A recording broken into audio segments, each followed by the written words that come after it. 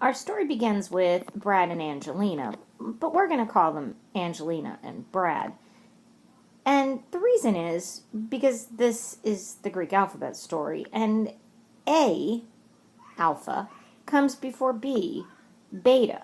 But we're going to think of them as, of course, Angelina and Brad, but it's really the alpha and beta. So the story goes like this. Alpha, who is Angelina, and Beta, who is Brad, are on their way to the airport with their family. What a good-looking family it is, but it's a big family. And with any big family, you need to bring help. Enter Grandma.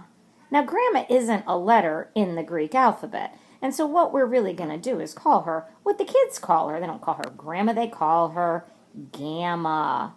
Now, Gamma is going to help take care of the kids as they follow along on their journey through the airport. And today, our family will be flying on Delta. Fly the friendly skies with Delta. And as they're about to board the airplane, something unexpected happens. Brad and Angelina, or I should say, Alpha and Beta, get a call from their agent. They have a movie deal that is in the makes, but it is going bad fast. It's costing millions of dollars without them there. They are trying to shoot the final scene so it can go to print or movie or whatever you call it in the movie industry. And of course, it's Epsilon Productions, the name of the production company. Well, unfortunately, money's money, business is business. Alpha and Beta depart the airport, leaving their children in the good hands of Gamma, or it was Grandma. So let's have a quick recap. We have Angelina and Brad traveling with their beautiful family and Grandma through the airport on their way to the Delta airplane, when all of a sudden their production company, Epsilon Production, gives them a call telling them they are urgently needed back on set. So Angelina and Brad leave their family in the hands of Grandma. They take off in another direction, and the family proceeds on to the airplane. As they're boarding the airplane and finding their many seats in first class, they notice a very odd couple. The first person they notice is a very large and intimidating looking lady.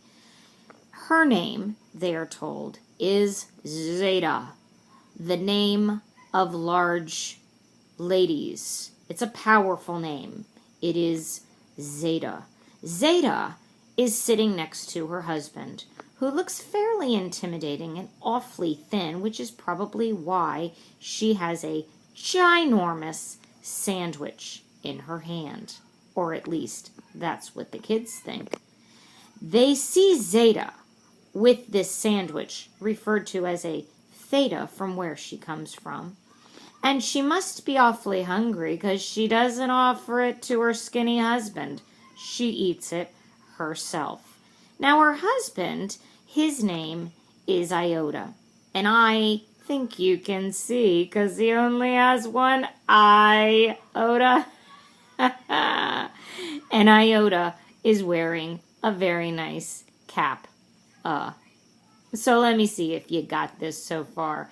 We have Zeta, who ate a theta, next to Iota, wearing a kappa. One more time, we have Angelina and Brad traveling with Gamma through the airport and their family to board a Delta aircraft when they are called by Epsilon Production, telling them they are urgently needed back on set. They leave. Gamma takes the children onto the aircraft, where they see Zeta, who ate a theta, sitting next to her husband, Iota, wearing a kappa. Now, the plane takes off. What happens when it lands? The flight goes well and the plane touches down in Iowa, where our story will continue with the life of Zeta and Iota. Now, Zeta and Iota are farmers, and they own a cornfield and some very interesting animals. Zeta and Iota raise lambdas. Now, lambdas are special. They're not like your ordinary lamb that says bah. Lambdas say moo and new. And lambdas love corn. You see, Zeta and Iota own a huge field filled with corn, and the lambdas are always trying to get out and eat the corn. Well, the day that Zeta and Iota return from their trip back to Iowa, they come across a shocking sight. Outside of their farmhouse, there are trails leading through the cornfields, and it doesn't look good. It seems as if the lambdas got loose, unfortunately, because Iota forgot to secure the gate prior to leaving. And as they got free, they burrowed little tracks through the cornfields and ate through the corn. Well, of course, you can imagine that was pretty upsetting. When Iota steps out and sees his corn destroyed, well, he's pretty shocked. He looks out upon his field and he sighs a deep sigh and exclaims, "Oh, my corn!" So let's see if you have our story so far. We have Alpha and Beta traveling with Gamma to an airplane that is a Delta when the production company Epsilon calls them back. The children board and they see Zeta, who ate a theta, sitting next to her husband Iota, wearing a kappa. They raise lambdas, who say moo and new. The lambdas escape. They get out, they eat all of their corn. Iota sees them, he sighs and exclaims, "Oh, Macron." Now, as you see, the Greek alphabet isn't exactly using the words that I've used. It's not Angelina and Brad, and it's definitely not Psi, oh my corn. It's Psi, Omicron. But you get the basic idea, right? And it helps you remember. So let's continue on with our story. What happens after Iota looks out upon his field and sees that his corn has been destroyed? Well, Iota does what any man would do. He calls Pete Rose. Now, in the Greek alphabet, the letter P is pronounced pi. But for this story, we're going to call it P because it sounds like Pete.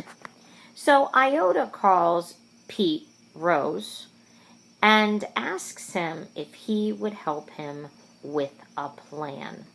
His plan, of course, is to mow down all of the corn and build a baseball field. Because if you build it, they will come. Now, at the time of the call, Pete Rose had just gotten out of the shower. And, of course, he always wears his Cubs hat and a matching towel.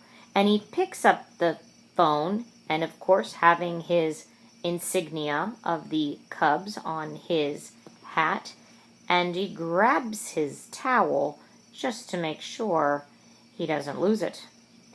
He is so shocked by the phone call and the proposition of a baseball field in the middle of a cornfield that he actually slips on the towel.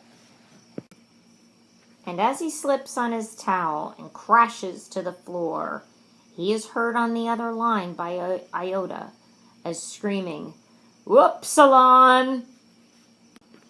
But have no fear, P. Rose is safe. He gets himself dressed, puts on his best suit, and decides that if there is going to be a fee that they charge for admission to the baseball field, that he will be keeping it.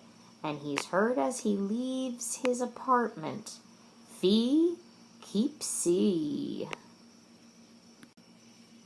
And that, my friends, is the end, otherwise known as the Omega.